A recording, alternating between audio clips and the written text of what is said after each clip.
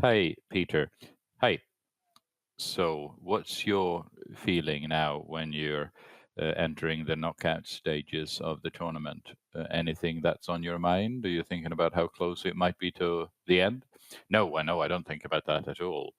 It's really the same feeling that I have now as I've had before any of these quarterfinals. There is a, you know, you don't know what's going to happen afterwards, and the only thing you can do or influence is the match at hand. How you're going to feel after the match, you don't know. What's happened is that we have been fortunate to go through to the quarterfinals in the past few tournaments.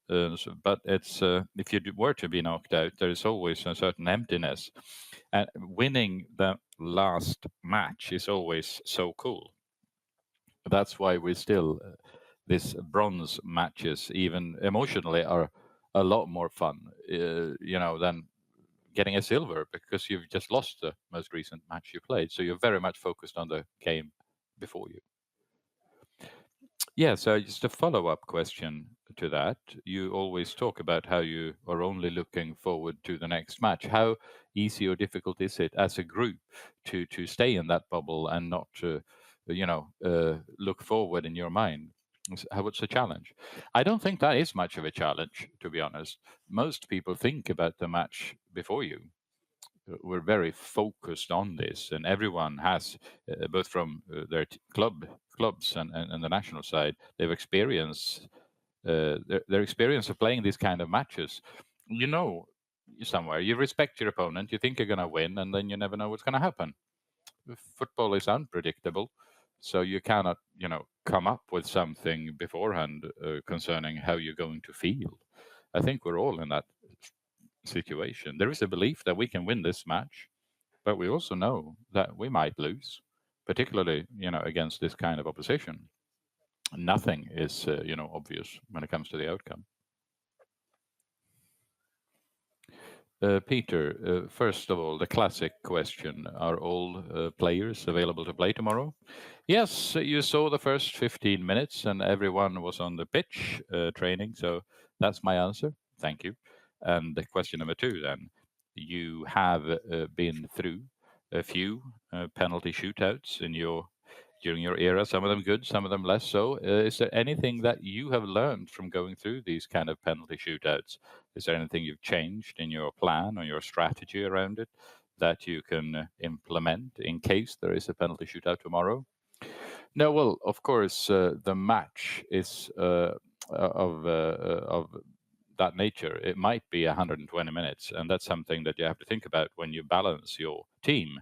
And then, of course, penalties might be the end outcome. I think the first time we did that against Canada in the last 16 in the World Cup 19.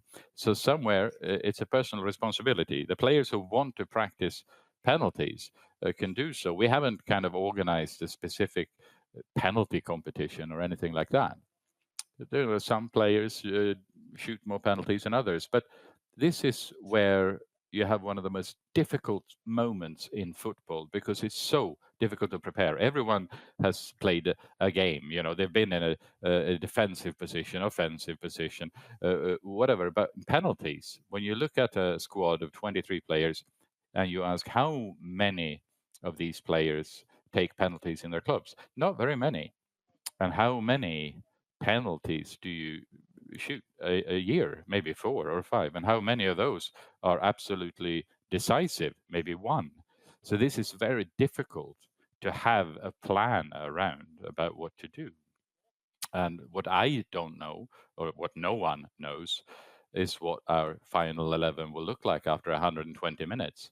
And based on that, we in the coaching team can come up with a plan saying, these five players should take the penalties, and these six on the pitch will get, the penalty number 6, 7, 8, 9, whatever. That's what you can do. But you can't do that until you've had the final change, players. It's a fairly complex thing. It's one of the most unpredictable things in football to try to do this because you need the mental acuity, you need the skill, you need all of that. And like you said, in the World Cup when Hedvig saved that penalty against Canada. That determined the match, and then their victory in the Olympics. If Hurtig hadn't been on the pitch, we might not have made it to the semi in the Olympics. So many things like that. Sorry, a very long answer to a very unpredictable question, but that's the way it is. Follow up to that then, Peter. Do you enjoy penalty shootouts? Well, it has to be decided somehow, so I don't see any other option. And I've shot a few penalties myself as a player, and I've never been as nervous as when I was taking a penalty in a semifinal against Norrköping in the Swedish league. But I almost collapsed on my way to place the position the ball. So you can be nervous. It can be really tough, but you can still score as long as you make it to the ball. Than the penalty spot. But I see no other way of determining a match. Are you less nervous now? Come again? Are you less nervous about penalty shootout as a coach? Well, yeah, I'm not going to take them, so sure. But it's incredibly exciting. And I don't always keep up with the count, I have to say. Sometimes I have to ask, do we win if we make this penalty? It's like BK Häcken in the Swedish league. We played with them, and I had no idea whether if we scored that penalty, we would win the cup, but I didn't know. So who do you ask? Whoever is standing next to me, and I hope they know. It could be Magnus Wickman or Leffe, our Leif, our goalkeeper trainer, goalkeeper coach. And you've built this team very much around Kosovare Asllani since you took over. What has she meant for your side, for your squad? Oh, she's been enormously important. I've said that before sometime. She was one of the first players that we moved. We moved her position. I wanted to have a really skilled number 10 in that position. And Kosovare played a lot on the left wing beforehand, but she was the perfect number 10. And since then, uh, maybe I moved her to her position primarily because of her attacking qualities. But then we've seen that she's just as skilled in the defense, cutting off the opponents and working defensively. And sometimes she's the player that runs most of all. So I didn't really know that at the time, but it turned out that she can do that, and not least that she is an incredible team captain, and somehow she drives herself and many other players in the team with enormous competitive instinct. So it's very important that we built it around her. How do you remember the loss against England in the Euros? Well, first of all, in terms of football, we haven't had taken that into consideration because we were playing with other players, and all I remember is that we had 3 massive chances to score 1-0, but it was so much. We had COVID in the squad. We had our wing backs. I think Hanna Glas was playing on the left, so we had to reshuffle the squad quite a lot. We had players who didn't even make it to the pitch. We had members of the coaching team who couldn't make it. So that whole Euro was a really boring part in terms of how we lived and how we set it up. So we couldn't even meet one another. We used to sitting 8 or 9 around each table, laughing and talking. And now we have to sit like with a face mask, 2 or 3 around a table, and that really takes away from the whole thing. I mostly remember that we had really great place to stay, but it was really dull, everything around it, and the match ended 4-0. So that was a bit of an anticlimax to the whole championship, really. But do you think life outside of the pitch affected the performance in that match? Yeah, like in terms of our players, definitely. We didn't have all players available, and we had some sickness in the match prior to that already. And one thing was away for like 5 or 6 days, Rasmus Liljeblad, who was part of the team. So there's several in the coaching team who were sick, who were isolated. So I think that will, of course, have a huge impact on a squad. I managed, but it will affect you if people around you are sick and not feeling well. And that's something that we didn't experience here. So that's what I remember from that. It was really unfortunate. I've almost managed to suppress it, but I keep getting reminded. Another question then, what do you think of this stadium? Primarily the fact that they've got running lanes around it. Well, I don't really like those lanes. I want those small, intimate arenas. My favorites. Now we're going to play against England, but one of my favorite arenas with kind of coaches where Fulham plays. I can just go there just to go there because it's so beautifully located by the Thames.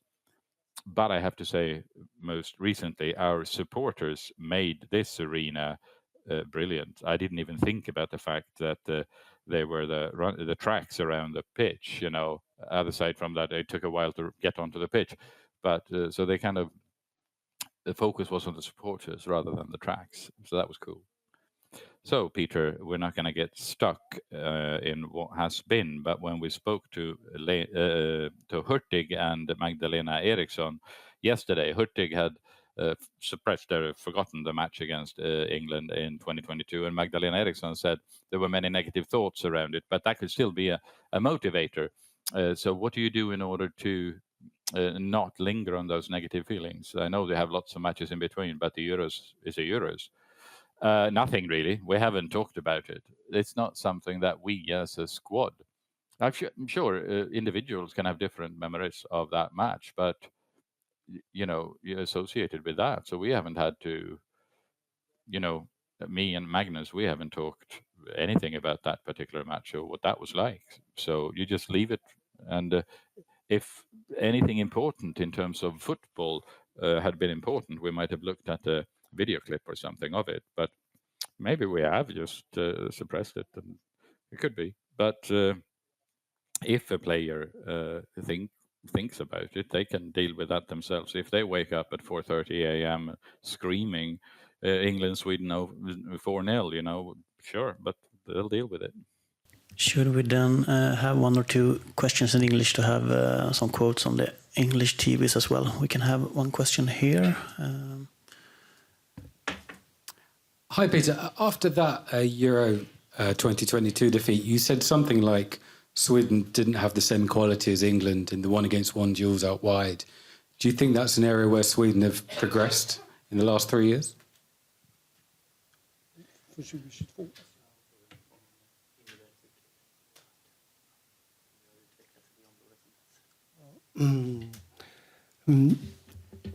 Yes, I think development is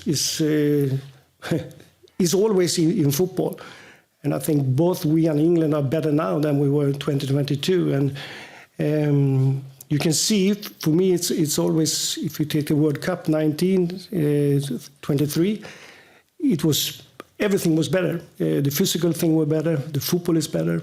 So I think it's happening many things since 22. So I think both England and we are better teams, better players, better in shape overall. And I hope that we can show it tomorrow, because last time, as we talk about here, it was no good. But as I said, it was different things in that. This Euro we have no sickness. We have been training all, and we have very, very small injuries in the way to the quarterfinals. So I hope for a good game tomorrow, and I hope to win. I have a question here. Hi, Peter. We saw in the first game, England's first game against France, that they struggled with the pace and the directness of the French attacking team. Obviously, Sweden with Stina Blackstenius, they have the ability to play that way. Do you think that could be a really, key element of your game plan against this England team? Yeah, it's no secret, because since 2017, Stina Blackstenius has been one of our key players.